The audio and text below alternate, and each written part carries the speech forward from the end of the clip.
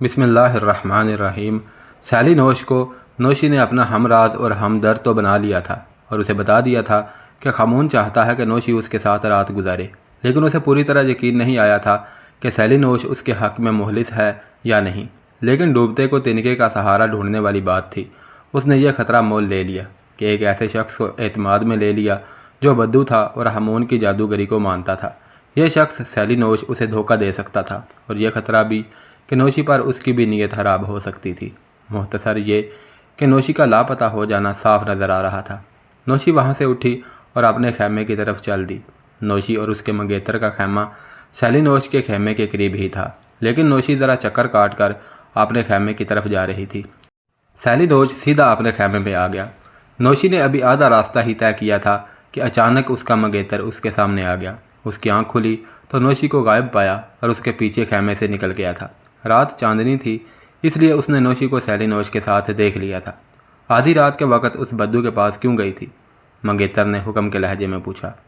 نوشی نے اسے صحیح بات بتا دی اور کہا کہ وہ اپنی آبرو قربان نہیں کرے گی۔ یہ بات تم دن کے وقت بھی اس کے ساتھ کر سکتی تھی۔ منگیتر نے کہا، تم ان بدوؤں کی ملکہ بننا چاہتی ہو اور اس کے لیے یہ بدو سیلی نوش تمہیں موزوں آدمی نظر آیا ہے۔ نوشی پہلے ہی پریشان اور تذبذب میں مبتلا تھی۔ منگیتر کی یہ بات سن کر اور اس کا تحکمانہ انداز دیکھ کر جل اٹھی اور اس کے دل سے اس منگیتر کی محبت نکلنے لگی۔ میں جہاں جاؤں گی وہاں شہزادی اور ملکہ ہی ہوں گی، نوشی نے کہا۔ شاہ ہرکل کا خاندان میری پہچان ہے۔ اس خاندان کے ساتھ تمہارا تعلق بہت دور کا ہے۔ میں چاہوں تو تمہیں دھتکار بھی سکتی ہوں، لیکن یہ چاہتی ہوں کہ تم اپنا رویہ درست کر لو اور مجھ پر گھٹیا الزام نہ لگاؤ۔ دونوں کی جذباتی حالت ایسی ہو گئی تھی کہ انہوں نے یہ سوچا ہی نہیں کہ ایک دوسرے کی غلط فہمیاں دور کر کے صلح جوئی کی بات کریں۔ نوشی کی الفاظ سن کر اور اس کا انداز دیکھ کر منگیتر آگ بگولا ہو گیا اور اس نے اس قسم کی دھمکی دے دی کہ وہ سیلی نوش کو قتل کر دے گا۔ وہ کہتا تھا کہ یہ بدو ان کی رعایا ہیں۔ نوشی خود سر اور باغی فطرت کی شہزادی تھی۔ اس نے منگیتر کی دھمکی کو چیلنج سمجھ لیا اور کہا کہ وہ سیلی نوش کو قتل نہیں کرے گا، البتہ یہ ہو سکتا ہے کہ سیلی نوش کے ہاتھوں قتل ہو جائے۔ نوشی نے منگیتر کو اس سے آگے بولنے کا موقع ہی نہ دیا اور وہاں سے تیز قدم چل پڑی۔ اپنے خیمے تک پہنچی تو سیلی نوش باہر کھڑا تھا۔ اس نے نوشی سے پوچھا کہ وہ اتنی دیر بعد کیوں آئی ہے۔ نوشی نے اسے بتا دیا کہ وہ کیوں دیر سے آئی ہے اور منگیتر کے ساتھ اس کی جو باتیں ہوئی تھیں سنا دی۔ تم دو بڑے وزنی پتھروں کے درمیان آ گئی ہو نوشی، سیلی نوش نے کہا۔ اپنے آپ کو تنہا نہ سمجھنا، کل رات ہامون کے خیمے میں چلی جانا، باقی کام میرا ہے۔ نوشی ابھی سیلی نوش کے ساتھ باتیں کر رہی تھی کہ اس کا منگیتر آ گیا اور نوشی کو حکم دیا کہ وہ اپنے خیمے میں آئے۔ وہ شاید بھول گیا تھا کہ نوشی کس قدر سرکش اور خود سر لڑکی ہے۔ میں تمہارے حکم کی پابند نہیں، نوشی نے کہا۔ اپنی ذات کے متعلق فیصلے خود کرنے کی عقل اور ہمت رکھتی ہوں۔ میں اس خیمے میں نہیں جاؤں گی، میں سیلی نوش کے خیمے میں جا رہی ہوں۔ نہیں نوشی، سیلی نوش نے کہا، میں یہ صورتحال قبول نہیں کروں گا۔ پھر سیلی نوش نے نوشی کے منگیتر سے کہا، غلط فہمی میں نہ پڑو شہزادے، یہ دیکھو تم کہاں ہو اور یہاں کیوں آئے ہو۔ اپنے مقصد کو سامنے رکھو، یہ وقت ذاتی اور جذباتی باتوں کا نہیں۔ تو خاموش رہ بدو، منگیتر نے شاہی روب سے کہا، اسے اپنے پاس رکھ لے، پھر اس کا نتیجہ دیکھ لینا۔ آ جاؤ نوشی، سیلی نوش نے نوشی کو بازو سے پکڑا اور اپنی طرف کرتے ہوئے کہا، اس لڑکے کا دماغ چل گیا ہے، تم ہوش میں ہو میرے خیمے میں آ جاؤ، ورنہ تم دونوں باقی رات لڑتے جھگڑتے گزار دو گے۔ نوشی سیلی نوش کے ساتھ اس کے خیمے میں چلی گئی۔ اس کا منگیتر جلتا بھڑکتا اپنے خیمے میں گیا اور بستر پر جا بیٹھا۔ وہ سیلی نوش کو اپنا دشمن سمجھنے لگا تھا۔ میں اب اس شخص کو اپنا منگیتر نہیں سمجھوں گی۔ خیمے میں نوشی سیلی نوش سے کہہ رہی تھی، میں سلطنت روم کی عظمت کو بحال کرنا چاہتی ہوں اور مسلمانوں کو شکست دے کر ان کا نام و نشان مٹا دینا میری زندگی کا مقصد ہے۔ لیکن یہ جسے میں منگیتر بنا بیٹھی تھی صرف میرے حسن و جوانی اور اس جسم کے ساتھ دلچسپی رکھتا ہے۔ میں نے تو کبھی سوچا بھی نہیں کہ میں کتنی خوبصورت اور دلکش ہوں۔ اپنے اس جسم کے ساتھ مجھے کوئی دلچسپی نہیں۔ اگلا روز اس طرح گزرا کہ کچھ وقت خامون کے خیمے میں گئے اور اس کا وہی پاگل پن، تھرکنا، تڑپنا اور ناگ کے ساتھ باتیں کرنا دیکھا۔ سیلی نوش نے نوشی اور اس کے منگیتر میں صلح صفائی کرنے کی بہت کوشش کی، لیکن منگیتر پہلے سے زیادہ بھڑکا اور بفرا ہوا تھا۔ نوشی نے یہ اعلان کر دیا کہ وہ رات ہامون کے خیمے میں جائے گی، یہ سن کر اس کا منگیتر کچھ ٹھنڈا ہو گیا۔ رات گہری ہوئی تو نوشی ہامون کے خیمے کی طرف چل پڑی۔ ہامون نے سب کو بتایا تھا کہ صرف نوشی اس کے پاس آئے گی اور باقی سب لوگ اپنے اپنے خیموں میں رہیں گے۔ نوشی ہامون کے خیمے میں پہنچی تو اس نے نوشی کو اپنے سامنے بٹھا لیا، سامنے بھی ایسا بٹھایا کہ دونوں کے گھٹنے ایک دوسرے سے ملے ہوئے تھے۔ ہامون نے نوشی کا چہرہ اپنے دونوں ہاتھوں میں لے کر اپنے چہرے کے قریب کیا۔ نوشی نے اس سے آزاد ہونے کی کوشش تو نہ کی، لیکن نفرت کی ایک لہر اس کے سارے جسم میں دوڑ گئی۔ صاف پتہ چلتا تھا کہ ہامون بری طرح نشے میں ہے۔ اس نے کھڑے ہو کر وہ ڈنڈا جو اس نے اپنے پاس رکھا ہوا تھا اٹھایا اور ناچنے کودنے لگا۔ پھر اس نے نوشی کو کھڑا ہونے کو کہا۔ نوشی اٹھ کھڑی ہوئی۔ تمام کپڑے اتار دو، ہامون نے نوشی سے کہا۔ اس طرح برہنہ ہو جاؤ جس طرح تم پیدا ہوئی تھی۔ یہ جسم کچھ بھی نہیں، مجھے تمہاری روح چاہیے۔ اپنی روح مجھے دے دو، اتار دو یہ کپڑے۔ نہیں، نوشی نے کہا، اگر تمہیں میری صرف روح چاہیے تو یہ جسم کو ننگا کیے بغیر لے سکتے ہو، میں کپڑے نہیں اتاروں گی۔ ہامون نے نوشی پر اپنا طلسم طاری کرنے کے لیے ایک اوٹ پٹانگ سی حرکتیں کی اور کچھ شوبدہ بھی آزمایا، لیکن نوشی نے کپڑے اتارنے سے صاف انکار کر دیا۔ ہامون نے پہلے کی طرح ڈنڈا ہاتھ میں لے کر ناچنا کودنا اور عجیب عجیب حرکتیں کرنا شروع کر دیا۔ نوشی کھڑی دیکھتی رہی۔ ناچتے کودتے ہوئے ہامون نوشی کے قریب گیا اور گریبان سے اس کی قمیض پر ہاتھ رکھا اور اتنی زور کا جھٹکا دیا کہ قمیض گریبان سے دامن تک پھٹ گئی۔ نوشی نے مزاحمت کی اور اپنے آپ کو بچانے کے لیے ادھر ادھر بھاگنے کی کوشش کی، لیکن ہامون آخر مرد تھا۔ اس نے نوشی کے کپڑے نوچنے شروع کر دیے جیسے کوئی درندہ اپنے شکار کو چیر پھاڑ کر رہا ہو۔ نوشی ابھی نیم برہنہ ہی ہوئی تھی کہ ہامون کے پاؤں زمین سے اوپر اٹھے اور دوسرے لمحے وہ فرش پر پیٹ کے بل گرا ہوا تھا۔ اس نے دیکھا کہ اس کے سر پر سیلی نوش کھڑا تھا۔ سیلی نوش نے بڑی تیزی سے خیمے میں داخل ہو کر ہامون کو دبوچا، اوپر اٹھایا اور زمین پر بڑی زور سے پٹک دیا۔ سیلی نوش نے ہامون کو اتنی زور سے پٹکا تھا کہ وہ فوراً اٹھ نہ سکا۔ سیلی نوش نے اپنا پاؤں ہامون کے پیٹ پر رکھ دیا اور دبایا اور بجلی کی صورت سے نیام سے تلوار نکالی اور اس کی نوک ہامون کی شاہ رگ پر رکھ کر ذرا سا دباؤ ڈالا۔ ہامون نے پہلے تو سیلی نوش کو ڈرایا کہ وہ اپنے جنوں بھوتوں کو بلا کر اس کی بوٹی بوٹی باہر پھینک دے گا، لیکن سیلی نوش پر کچھ اثر نہ ہوا۔ وہی آ کر تمہیں مجھ سے چھڑائیں گے، سیلی نوش نے کہا اور اپنا پاؤں ہامون کے پیٹ پر اور زیادہ دبایا اور تلوار کی نوک اس کی شاہ رگ میں چبو دی۔ ہامون تڑپ رہا تھا۔ اب دیکھ کون کسے قتل کرتا ہے، سیلی نوش نے کہا۔ تیرے زندہ رہنے کی ایک ہی صورت ہے، اپنی اصلیت بتا دے اور اپنی زبان سے کہہ دے کہ یہ سب شعبدہ بازی اور فریب کاری ہے۔ ہامون نے پھر بھی سیلی نوش کو ڈرانے کے لیے کچھ باتیں کی جو بڑی خوفناک دھمکیاں تھیں، لیکن سیلی نوش اس کا کوئی اثر قبول کر ہی نہیں رہا تھا۔ اپنی غیبی طاقت استعمال کر، سیلی نوش نے کہا۔ تیرے ہاتھ میں کوئی طاقت ہوتی تو اب تک مجھ پر جوابی کارروائی کر چکا ہوتا۔ تو اس لڑکی کی عزت کے ساتھ کھیلنا چاہتا تھا، فوراً بول۔ سیلی نوش نے تلوار کی نوک اتنی سی اور دبا دی کہ ہامون کی شاہ رگ سے ذرا سا خون پھوٹ آیا۔ تلوار ہٹا لے، ہامون نے کہا۔ ایک وعدہ کر کہ کسی اور کو نہیں بتائے گا، اس لڑکی سے بھی کہہ دے کہ زبان بند رکھے۔ سیلی نوش نے تلوار کی نوک اس کی شاہ رگ سے اٹھا لی، لیکن وہاں سے تلوار ہٹائی نہیں، اپنا ایک پاؤں اس کے پیٹ پر ہی رکھا، ذرا سا دباؤ کم کر دیا۔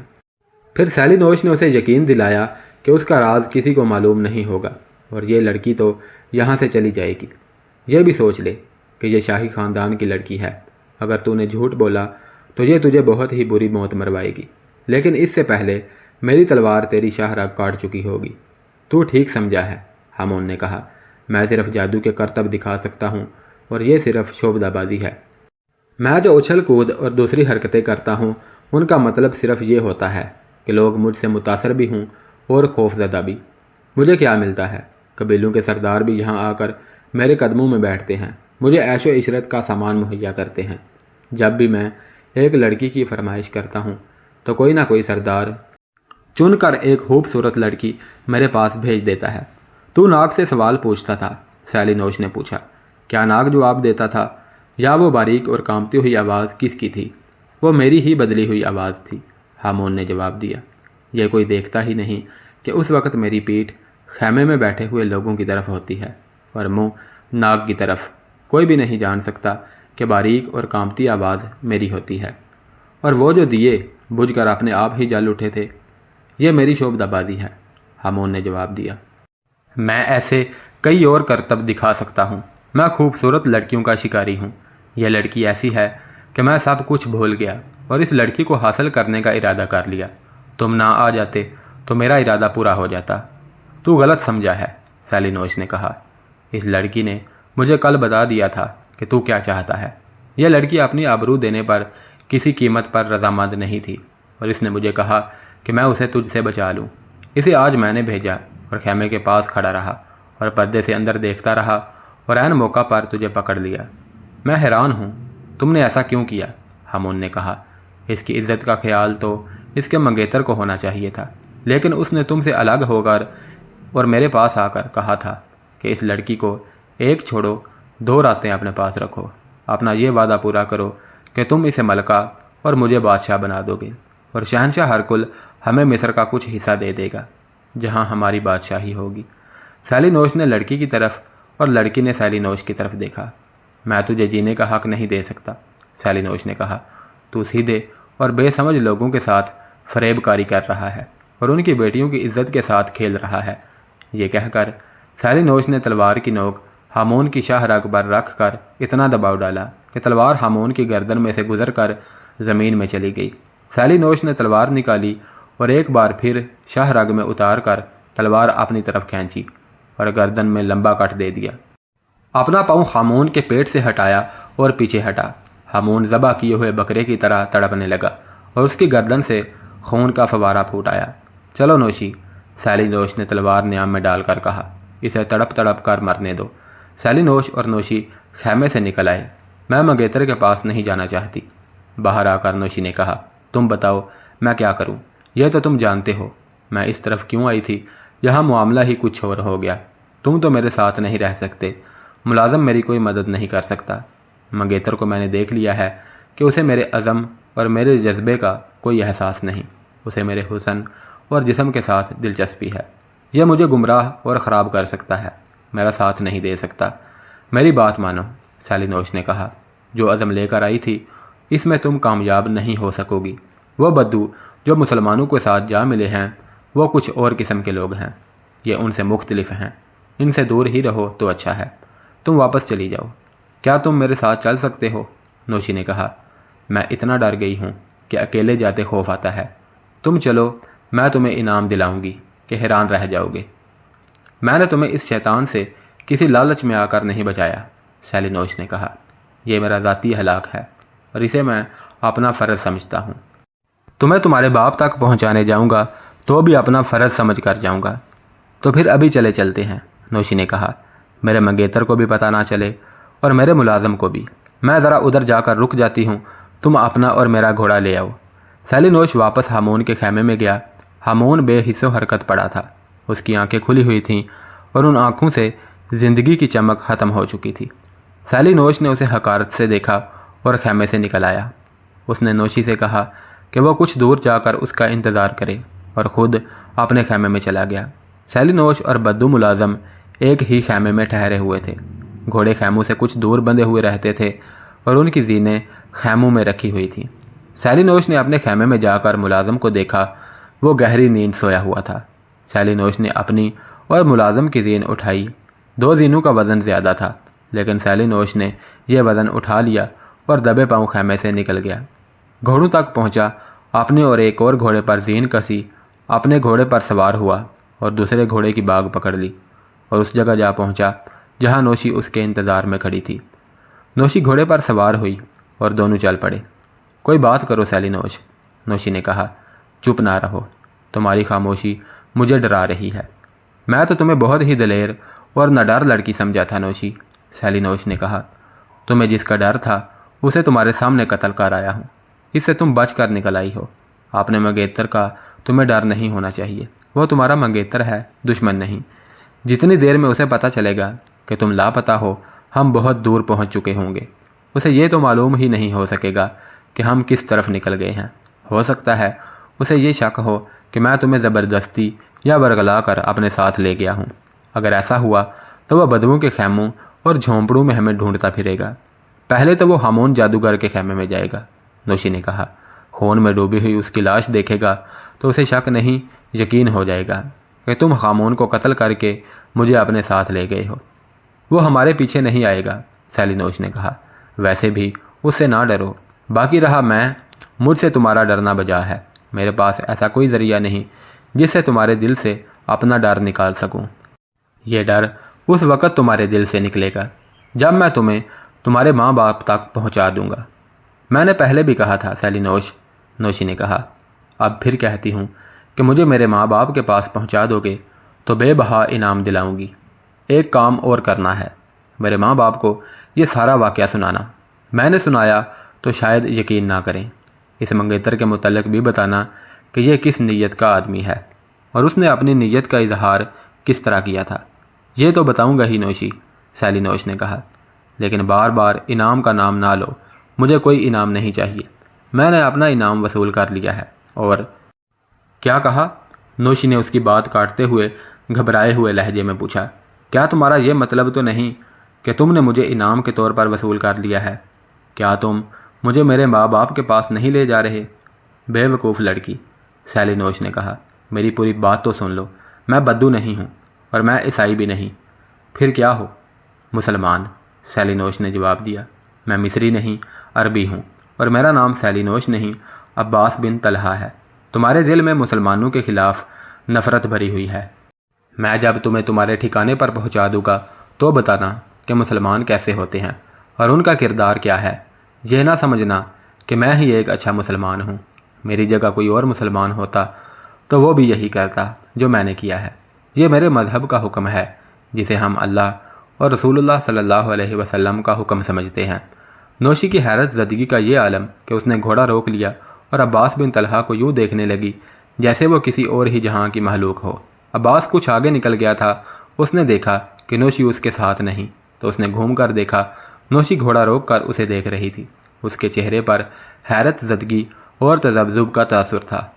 اب اس کو غالباً یہ توقع تھی کہ نوشی فوراً یقین کر لے گی کہ وہ مسلمان ہے اور مسلمانوں کے متعلق اس کی رائے بدل جائے گی اور بے اختیار کہہ اٹھے گی کہ مسلمان تو بہت ہی اچھے ہوتے ہیں۔ رک کیوں گئی نوشی؟ عباس نے گھوڑا اس کی طرف موڑ کر کہا۔ اس میں حیران ہونے کی تو کوئی بات ہی نہیں کہ میں مسلمان ہوں اور مسلمان بہت ہی اچھے لوگ ہوا کرتے ہیں۔ نوشی کا رد عمل کچھ اور ہی تھا۔ اس نے اپنے گھوڑے کی لگام اس طرح کھینچ رکھی تھی کہ گھوڑا آہستہ آہستہ الٹے قدم چل رہا تھا اور نوشی اس طرح دائیں بائیں دیکھ رہی تھی جیسے بھاگ جانا چاہتی ہو۔ عباس اس سے ابھی کچھ دور ہی تھا کہ نوشی نے گھوڑا ایک طرف موڑ لیا۔ اب تو کوئی شک ہی نہیں رہ گیا تھا کہ نوشی بھاگ نکلنے کا ارادہ کر چکی ہے۔ اب اس نے اپنے گھوڑے کو چھیڑا اور تیزی سے گھوڑا نوشی کے گھوڑے کے آگے کر دیا۔ نوشی کا چہرہ غصے سے تمتما رہا تھا۔ اس نے باغ کو زور سے ایک طرف جھٹکا دے کر گھوڑے کو ہلکی سی ایڑ لگائی۔ میرے راستے سے ہٹ جا عرب کے بدو، نوشی نے دانت پیس کر کہا، میں تیرے ساتھ نہیں جاؤں گی۔ ہوش میں آؤ نوشی، عباس نے کہا، کیا سمجھ بیٹھی ہو تم؟ دور رہ فریب کار۔ نوشی نے تلوار نیام سے نکال لی اور للکار کر بولی، تیرا خیال ہوگا کہ یہ شاہی خاندان کی شہزادی ہے اور شوقیہ تلوار اٹھائے پھرتی ہے۔ تلوار نکالو، پہلے مجھے قتل کرو، پھر میری لاش کے ساتھ کھیلتے رہنا، لیکن مجھے آسانی سے قتل نہیں کر سکو گے۔ میں تمہیں دھوکہ نہیں دے رہا نوشی، میں تیرے دھوکے میں آؤں گی ہی نہیں۔ نوشی نے کہا، میں مان ہی نہیں سکتی کہ مسلمان اعتماد کے قابل ہوتے ہیں۔ تو مسلمان بھی نہیں، عیسائی بھی نہیں، تو اگر عربی ہی ہے تو صحرائی کا ذاق ہوگا۔ تلوار نکال، تجھے افسوس نہ رہے کہ میں نے تجھے مقابلے کا موقع نہیں دیا تھا۔ تمہارے ساتھ مجھے کوئی دلچسپی نہیں نوشی، عباس نے کہا۔ میں تمہیں اکیلا چھوڑ کر اپنی راہ الگ کر سکتا ہوں۔ میں اپنے ایک فرض کو نظر انداز کر رہا ہوں، لیکن میں ایک مسلمان ہو کر ایک نوجوان لڑکی کو اس بیاباں میں اکیلا چھوڑ کر نہیں جاؤں گا۔ ہو سکتا ہے کوئی قزاق آ نکلے، وہ تمہیں میری طرح نیک نیتی اور احترام سے اپنے ساتھ نہیں لے جائے گا۔